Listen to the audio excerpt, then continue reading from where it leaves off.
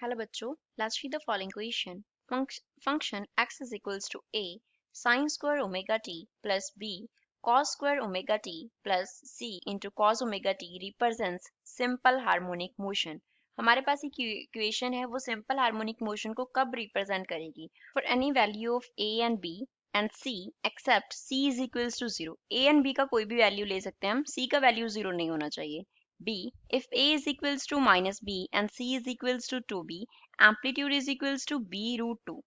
जो A है वो माइनस बी के इक्वल है, C जो है 2B के इक्वल है, एम्पलीट्यूड जो है वो B रूट 2 होगा. C, A इक्वल है B के एंड C जो है वो 0 है. D, if A is equals to B and C is equals to 2B and amplitude is equals to B mod. So first of all we will talk about the key concept used in the equation. इस equation में क्या key concept apply हो रहा है? So here we are talking about SHM. SHM means क्या है? S का means होता है simple, H means harmonic, simple harmonic, M means motion. तो simple harmonic motion की हम बात कर रहे हैं. सिंपल हार्मोनिक मोशन में क्या होता है, जब हम डिस्प्लेसमेंट को रिप्रेजेंट करते हैं तो हमारे पास क्या होना चाहिए?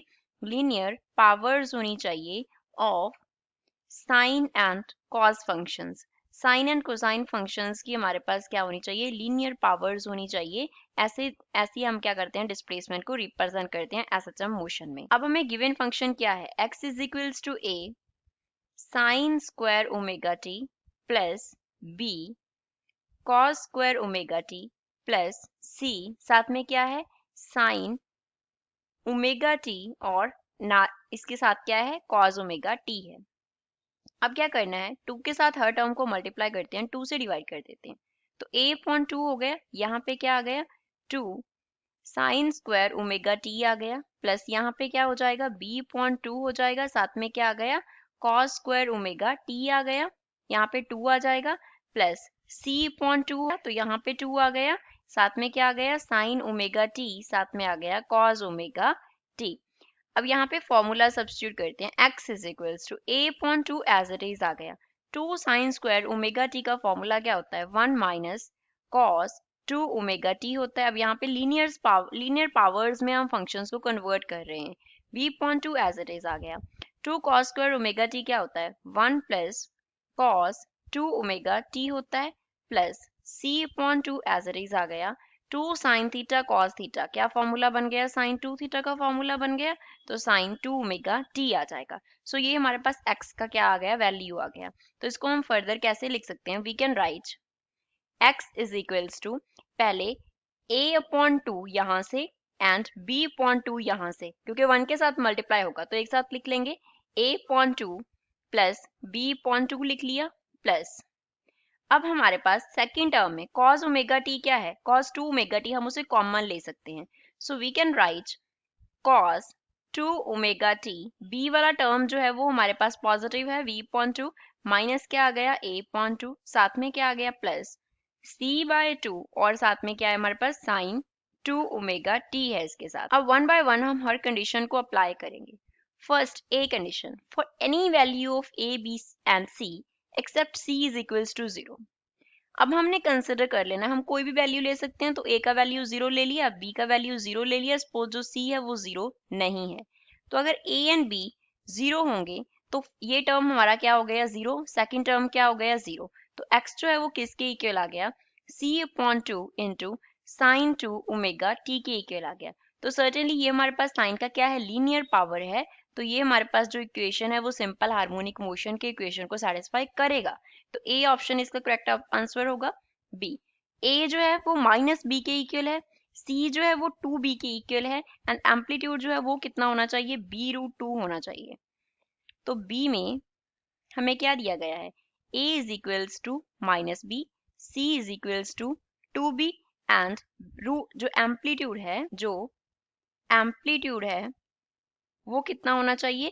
b√2 होना चाहिए. तो x में अगर हम ये वैल्यूज फिल करेंगे तो a को b के इक्वल सब्स्टिट्यूट करते हैं और माइनस के इक्वल है, तो यहाँ पे नेगेटिव साइन आ जाएगा. तो फर्स्ट टर्म तो क्या हो गया? 0 हो गया, प्लस सेकेंड टर्म में cos 2 omega T as it is आ गया, और यहाँ पे क्या आ जाएगा? b/2 प्लस यहाँ पे क्या आ गया? b/2, क्योंकि a माइनस b की इक्वल है, प्लस c को फिल करना है 2b. 2b अपॉन 2 इंटू क्या आ गया, साइन 2 ओमेगा टी आ गया। सो x इज इक्वल्स टू, अब यहाँ से b upon 2 plus b upon 2 क्या होगा, b कॉस 2 ओमेगा टी होगा, प्लस सेकेंड टर्म में से आ गया b साइन 2 ओमेगा टी। अब दोनों टर्म में से हम b को कॉमन निकाल सकते हैं, तो x इक्वल आ जाएगा b cos 2 omega t plus यहाँ पे आ गया sine 2 omega t, sine 2 omega t. अब साइन एंड कॉस की क्या आ रही है, लीनियर पावर आ रही है हमारे पास, एंड टू हम सिंपल हार्मोनिक मोशंस को क्या कर रहे हैं, ज्वाइन कर रहे हैं। Two simple harmonic motions superimpose कर रहे हैं, two simple harmonic motion superimpose कर रहे हैं, तो उनका जो कॉम्बिनेशन होगा that will also be a simple harmonic motion, वो भी सिंपल हार्मोनिक मोशन होगा। और यहाँ पे अगर हम एम्पलीट्यूड की बात करें तो वो कितना आ रहा है, बी आ रहा है। Amplitude is equals to b, amplitude b के इक्वल है। ऑप्शन में हमें एम्पलीट्यूड क्या दिया था, b√2 दिया था। अब जो हमें अब कंडीशन दिया है a is equals to minus b, c is equals to 2b, वो तो करेक्ट है, वो तो हमें दे रहा है कि सिंपल हार्मोनिक मोशन को जो फंक्शन है वो रिप्रेजेंट करता है, लेकिन एम्पलीट्यूड जो है वो b आ रहा है, तो b जो है वो करेक्ट ऑप्शन नहीं है। c में बोला है a is equals to b and c is equals to 0, c option is a is equals to b and c is equals to 0 है। तो c 0 हो गया, तो ये टर्म थर्ड टर्म तो 0 हो गया, a b के इक्वल हो गया, तो सेकंड टर्म 0 हो गया कि माइनस का साइन है। हमारे पास क्या रह गया, ओनली फर्स्ट टर्म रह गया, a upon 2 plus b upon 2। So we can write x is equals to a upon 2 plus b को फिल कर दिया a, तो a upon 2, which means x जो है वो किसके इक्वल आ गया, a के इक्वल आ गया। अब यहाँ पे कोई भी साइन और कॉस का लीनियर फंक्शन नहीं है, तो it is not a simple harmonic motion, तो ये सिंपल हार्मोनिक मोशन को रिप्रेजेंट नहीं करता। अब लास्ट ऑप्शन डी में क्या दिया है, a is equals to b, c is equals to 2b and amplitude is equals to a is equals to b है, c is equals to 2b and जो एम्पलीट्यूड है वो कितना होना चाहिए, b के इक्वल होना चाहिए। Amplitude should be equals to b, amplitude should be equals to b। a जो है वो b के इक्वल है, तो ये टर्म क्या हो गया, अगेन 0 हो गया क्योंकि नेगेटिव साइन है हमारे पास, तो first term and last term रह गया। So we can write x is equals to a upon 2 plus b upon 2, plus में क्या रह गया, c का टर्म, c अपॉन 2 साथ में आ गया साइन 2 ओमेगा t।